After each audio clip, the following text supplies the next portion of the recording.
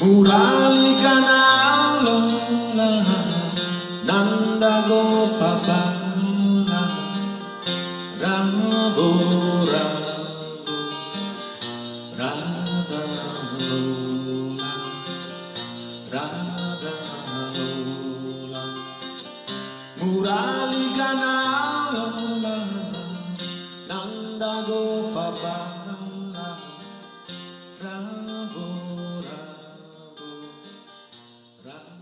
The 14 messages miraculously transmitted to me by Sai Baba is a timeless teaching that also describes the disruptive split in the Sai organization caused by Madhusudan and the purified wisdom and action that overcomes it.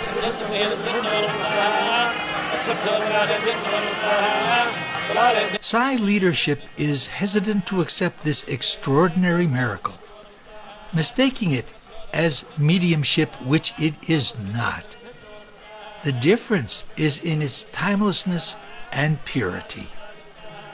The messages say that the split helps us understand what is pure and not pure, emphasizing that an impure mind leads to bondage. It exhorts all of us to counter the cause of the split, Madhusudan, ego, and find union with God. One of its principal teachings is that mind power, the mental principle, is all ego and not real. Brahman is the basis of the world.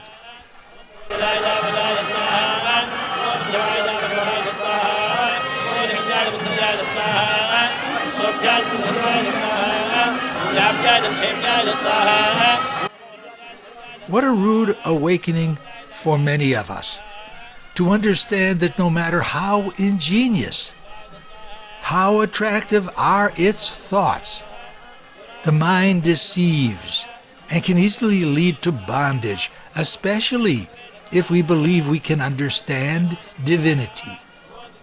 Rather than humbly bowing before the sanctity and purity of Swami, many throw away his precious gift of purity, believing in Madhu's mental productions and self-proclaimed specialness that conjures alternate paths leading to bondage.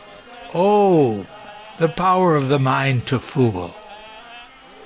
We have seen this fault ruin people and civilizations, yet many like fools, unlike here, prostrating before purity, divinity, willingly fall into the flames of mind's delusion.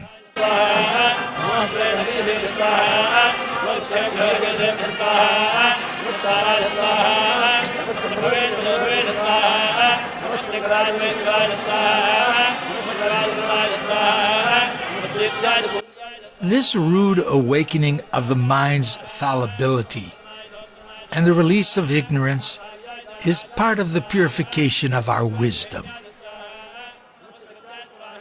As previously reported, Message 1 is addressed to the believer, identified as the embodiment of divinity. The transmitter is identified as Parabrahman, not Sukshma. This and following messages are constructed in numerous languages from numerous traditions, demonstrating that Parabrahman is the unity behind the apparent diversity.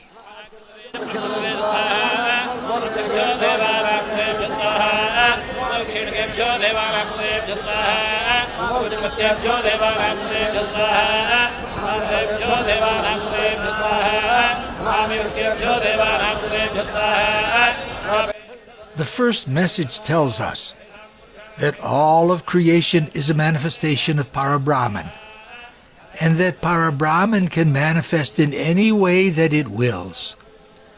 This is not a teaching that justifies accepting the egotistical thought that whatever you think is Swami is Swami. In fact, it is a heinous mistake to believe that Madhu has special connection to Swami because he told us so. The first message is in fact a teaching that one must first see all in Swami, that is, no longer be fooled by worldly events, by pains and suffering, but to see all as his glory before you can see Swami in all.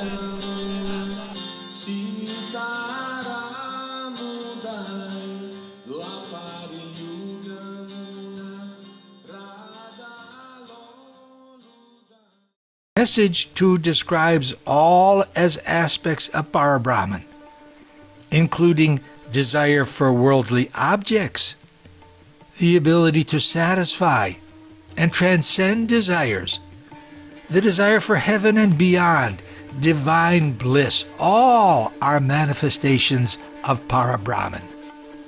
Sai Baba is a special manifestation, purity that has come in our dream to wake us up. In future posts, we see that the split in our Sai organization, called a fearful reality, is caused by Madhu Mudunhali. Actively countering this dangerous fearful reality will save us from suffering and bring unity and peace.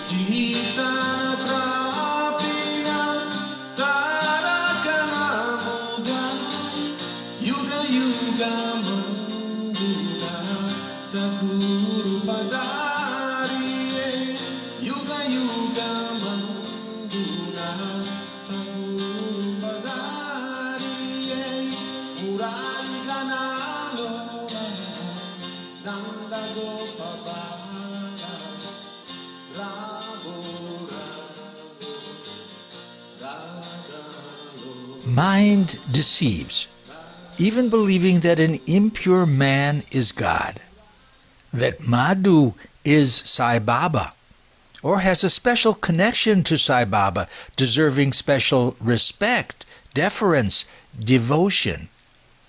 Madhu's recent California meeting was misleadingly promoted as a divine visit, as if it is Sai Baba who is coming, when it is actually Madhu. And even though Swami has repeatedly told us that he is not limited to any one place, he lives in everyone's heart. The messages, on the other hand, emphasize that mind power, the mental principle, is all ego and not real. Brahman is the basis of the world. Falsehoods are believed, especially when appealing to disruptive feelings, like those caused by the physical death of Swami, to make the incomprehensible understandable. But remember, when the key of the mind is turned to the world, we are bound. Turn it to Brahman, we are free.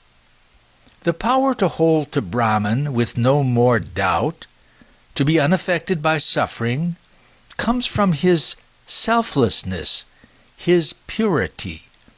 It is like Arjuna responding to Krishna. Yes, it is a dove. Yes, a pigeon. Yes, a crow.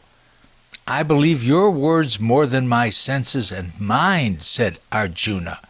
The purity of Brahman is real. The ego mind is false.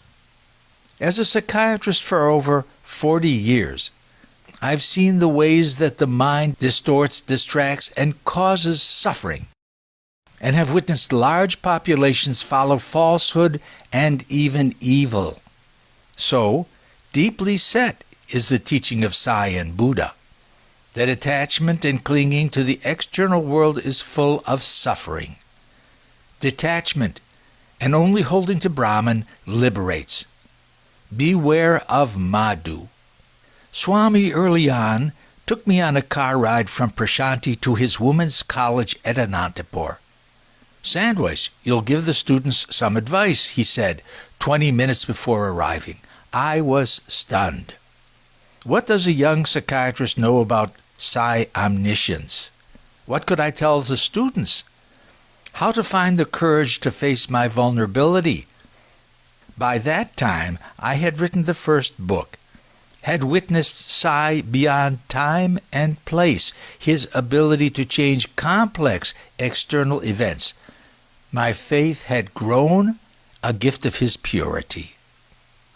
On shaky legs I said, follow the Father, face the devil, fight to the end, finish the game. Full faith in the Father is essential in his selflessness, his purity. Mind, ego, selfishness destroys the bond. Beware of Madhu. He is not an avatar. He is an imperfect man. Now, our Sai family faces a great challenge to unity and purity. The selfishness of Madhu, promoting himself as a special emissary of Sai, with special understanding of the teachings, is tarnishing Swami's name, form, teachings, service projects. The fearful reality of Madhu is dangerous, causing disunity and suffering. The mind is the cause of bondage or liberation. Be careful and choose wisely.